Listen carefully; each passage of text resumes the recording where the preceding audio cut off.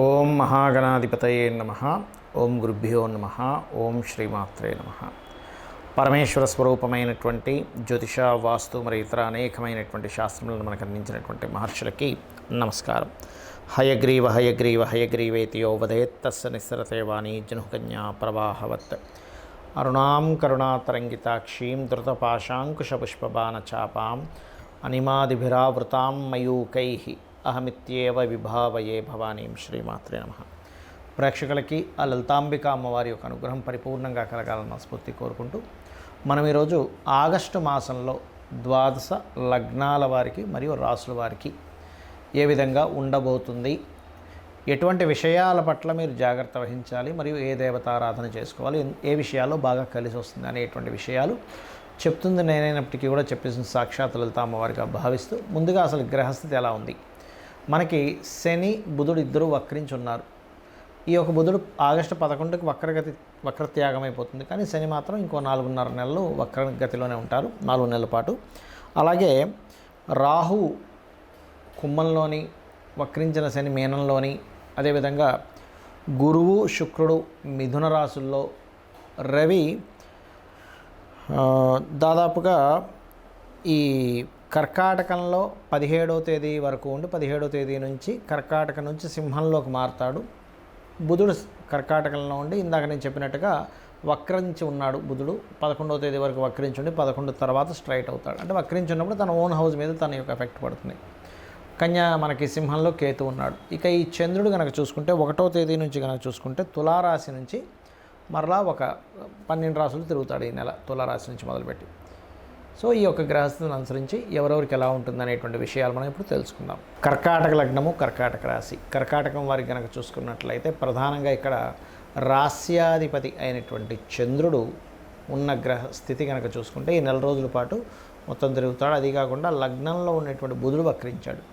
బుధుడు వక్రగతి 11వ తేదీ వరకు ఉన్నందుకు కొన్ని కన్ఫ్యూజన్స్ క్లియర్ అవుతాయి. చెప్పాలంటే గతంలో ఉండేటువంటి కొన్ని భయాలు, కన్ఫ్యూజన్స్ క్లియర్ అవుతాయి.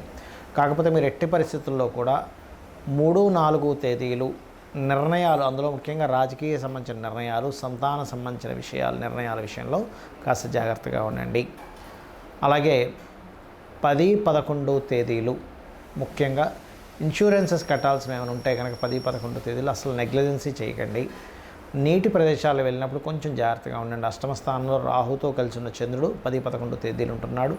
మరియు 12, 13 తేదీలు కనుక చూసుకున్నట్లయితే అది కొంతవరకు క్రియేటివ్ ఫీల్డ్లో ఉండేటువంటి వారికి అనుకూలతనిస్తుంది. అలాగే మరొక విషయం ఏంటంటే ఇక్కడ 2వ స్థానంలో ధనస్థానంలో కేతు ఉన్నందుకు మీరు గణపతిని ఎంత ఆరాధిస్తూ ఉంటే అంత ఫైనాన్షియల్గా మీకు బాగుంటుంది. గుర్తుపెట్టుకోండి. కొత్త పరిచయాలు ఏర్పడడం, విదేశాలకు వెళ్ళడానికి అనుకూలత, ఇంపోర్ట్ ఎక్స్పోర్ట్ బిజినెస్ సంబంధించిన విషయాల్లో అనుకూలత, తండ్రి గారి ఆస్తికి సంబంధించిన విషయంలో ఉన్నటువంటి వివాదాలు క్లియర్ అవ్వడము అనేటువంటివి జరుగుతాయి.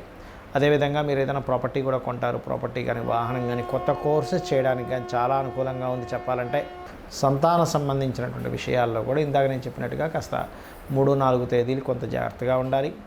అదేవిధంగా వివాహ ప్రయత్నాలు చేసేటువంటి వారికి కొంచెం అంటే గతంలో ఇంకా మనకి వెళ్ళిపోయింది, ఈ సంబంధం మనకు కుదరదు అనుకున్న వాళ్ళు వెనక్కి రావడము, విదేశీ సంబంధాలు కుదరడము, ఇటువంటివి బలంగా చూపిస్తున్నాయి. అలాగే మరొక విషయం ఏంటంటే ఇక్కడ ఈ ఉద్యోగ ప్రయత్నాల్లో కూడా ఆల్ ఆఫ్ సడన్ చేంజెస్, విదేశాల్లో ఉండేవారు ముఖ్యంగా ఉద్యోగ మార్పులు సూచిస్తున్నాయి. అయితే మీకు ఉద్యోగంలో చక్కటి ఫలితాలు రావాలంటే కుజ, రాహు, శని గ్రహాల దగ్గర దీపారాధన చేయండి. కందులు, మినుములు, నువ్వులు దానంగా ఇవ్వండి. ఓం మాణిక్య మకుటాకార జానుద్వయ విరాజితాయ నమః చేసుకోండి. అన్ని విధాల మీకు బాగుంటుంది. జాతక చక్రాన్ని చాలామంది కేవలం గోచార ఫలితాలు మాత్రమే రూల్ చేస్తాయి అనుకుంటారు. గోచార ఫలితాలు కొంతవరకు రూల్ చేస్తాయి.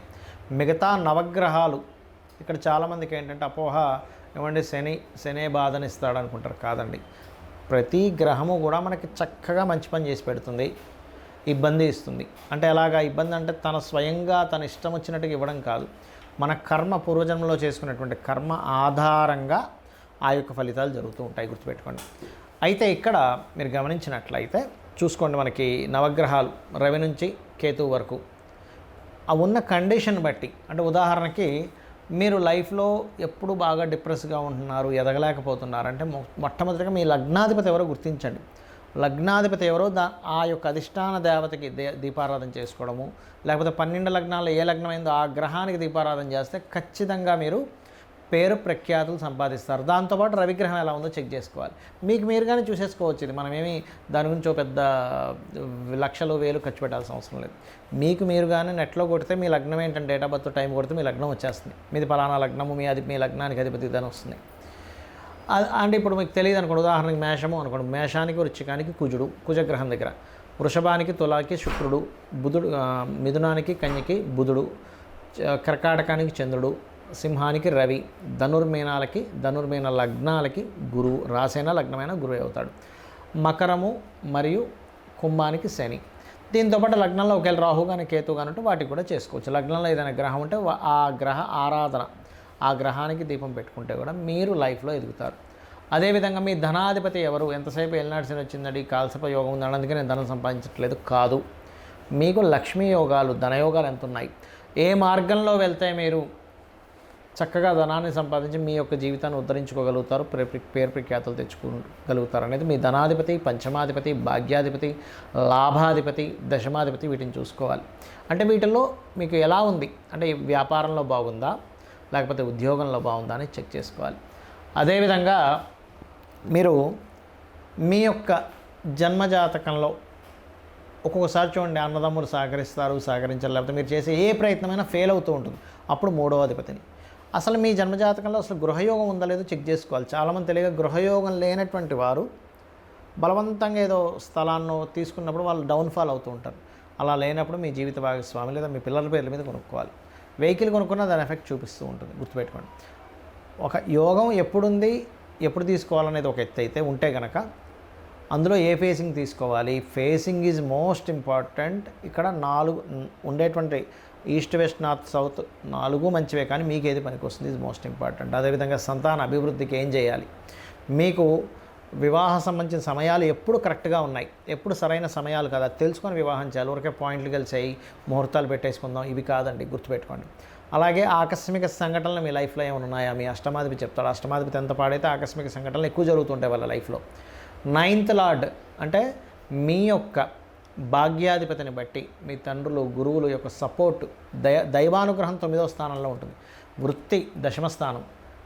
ఎక్కడ వృత్తి చేయాలి, ఇక్కడ విదేశాల్లోనో వేరే రాష్ట్రంలోకి వెళ్తే సెట్ అవుతుంది అనేది మీ పర్సనల్ చార్ట్లో ఉంటుంది.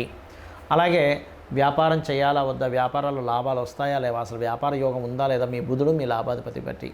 మీ ఇన్వెస్ట్మెంట్స్ ఏమిటి, మీరు విదేశాలకు వెళ్తారా వెళ్ళరా, తండ్రి యొక్క ఆస్తికి సంబంధించిన విషయాలన్నీ 12వ స్థానంలో ఉంటాయి. అయితే ఇక్కడ మీరు ఒకటే గుర్తుపెట్టుకోండి, మీ జన్మజాతకంలో ఏ మహాదశ ఏ అంతర్దశలు నడుస్తున్నాయి, తద్వారా మీకు ఏ ఫలితం వస్తుందో చూసుకొని, ఒకవేళ మంచి ఫలితం అయితే హ్యాపీగా ఉంటూ, ఒకవేళ ఏదైనా ఇబ్బందికరమైన ఫలితం వస్తున్నప్పుడు ఆ గ్రహానికి సంబంధించిన దానము, ఆ గ్రహానికి సంబంధించిన స్తోత్రము, ఆ గ్రహ అధిష్టాన దేవతకి చక్కగా ఇంట్లో నమస్కారం చేసుకోవడం, దీపం పెట్టుకోవడం చేసుకుంటే సరిపోతుంది. అంతకుమించి మీరేమీ కంగారు పడాల్సిన అవసరం లేదు, భయపడిపోవాల్సిన అవసరం లేదు. కాకపోతే మరీ తీవ్రంగా ఉంటాయి కొంతమందికి, వారి దగ్గర ధనం ఉంటుంది. అలాంటి వారు ఏ హోమమో ఇంట్లో చక్కగా సత్యనారాయణ వ్రతమో, చండీ హోమమో, లేకపోతే గణపతి తర్పణమో, మీకు సుదర్శన హోమం, మీ ఇష్టదేవత 4 డబ్బులు ఉన్నాయని నేను చేయించుకోగలను. కానీ ధనం లేకుండా ఏదో అమ్మో డబ్బులు పెడితేనే కానీ భగవంతుడు కనికరించడు, గ్రహం కనికరించదు అనుకోని మాత్రం ఎప్పుడూ అనుకోకండి. దయచేసి భక్తి ప్రధానము, అమ్మవారికైనా భక్తే ప్రధానం. మీరు 1,00,000 రూపాయలు ఖర్చు పెట్టి పూజ చేసినా భక్తిగా కూర్చోబడితే 1,00,000 కాదు కదా, 10 లక్షలు కాదు కదా, 10 కోట్లు ఖర్చు పెట్టి మీరు పూజ చేసినా అనుగ్రహం ఉండదు. దేవత అనుగ్రహం భక్తే ప్రధానం. భక్తి శ్రద్ధ దేవత ఉందనేటువంటి పూనికతో మీరు ఏదైనా చేయండి, మీ యొక్క తలరాతను మార్చేటువంటి శక్తి అమ్మవారికి ఉంటుంది.